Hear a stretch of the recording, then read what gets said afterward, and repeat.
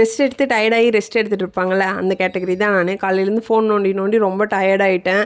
சரி வயிறு பசிக்கிற மாதிரி இருக்கே, ஏதாச்சும் ஃப்ரிட்ஜில் ஸ்நாக்ஸ் இருக்கான்னு சொல்லி பார்க்க போகும்போது தான் என் கண்ணில் ஃபிஷ் பட்டுச்சு.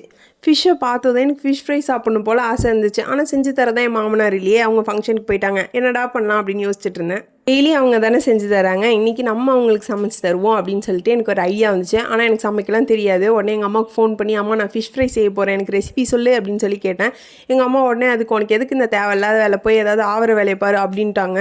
ஒரு பெரிய செஃப் ஆகிறத நீ தடுக்காத, எனக்கு ரெசிபி சொல்லு அப்படின்னு சொல்லி கேட்டு வாங்கிட்டு நான் வந்து செய்ய ஸ்டார்ட் பண்ணிட்டேன். அதுக்கு ஃபஸ்ட்டு ஃபிஷ்ஷை நல்லா எடுத்து வாஷ் பண்ணி எடுத்துக்கிட்டேன். சொன்ன மசாலாலாம் எடுத்து வச்சுக்கிட்டேன். கார்ன்ஃப்ளவர், கடலை மாவு, மல்லித்தூள், சில்லி பவுடர், மஞ்சத்தூள், ஜிஞ்சர் கார்லிக் பேஸ்ட்டு, சால்ட்டு இது எல்லாத்தையும் போட்டு நல்லா மிக்ஸ் பண்ணி கொஞ்சம் நேரம் மேக்னேட் பண்ண வச்சுட்டேன். அவ்வளோதான். எண்ணெய் ஹீட் ஆனதும் பொரிச்சு எடுத்துட வேண்டியதான். சிம்பிள் ப்ராசஸ் அப்படின்னு நினச்சிட்டு இருந்தேன். ஃப்ரை பண்ணுறதெல்லாம் பார்க்க ரொம்ப சிம்பிளாக இருக்குது. ஆனால் நம்ம ட்ரை பண்ணும்போது தான் அப்பா பக்கோன்னு இருக்குது. ஃபஸ்ட் டைம் நான் எண்ணெயில் ஃபிஷ்ஷை போட்டு 1 கிலோமீட்டர் தூரம் ஓடி போயிட்டேன். அவ்வளோ பயம் இருந்துச்சு.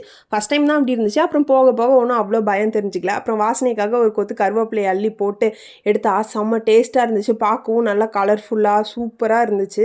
நானும் ஃபங்க்ஷனுக்கு போனவங்க எப்படா வருவாங்க, இதை கொடுக்கலாம் அப்படின்னு வெயிட் பண்ணிகிட்டே இருந்தேன். வந்த உடனே எடுத்துகிட்டு போய் கொடுத்தா, இதை நான் தான் செஞ்சேன்னா யாருமே நம்ப மாட்டாங்க, உங்களுக்கு வேறு ஆப்ஷனே இல்லை, நம்பி தான் ஆகணும் அப்படின்னு சொல்லிட்டு டேஸ்ட்டு கொடுத்தா, சாப்பிட்டோன்னே எல்லாரும் சூப்பராக இருக்குன்னாங்க. ஆஹா நம்மளும் ஒரு செஃப் ஆகிட்டோம் அப்படின்னு சொல்லிட்டு ஹாப்பியாக தூங்க போயிட்டேன். இந்த மாதிரி வீடியோ உங்களுக்கு பிடிக்கும்னா நம்ம சேனலை சப்ஸ்கிரைப் பண்ணிக்கோங்க.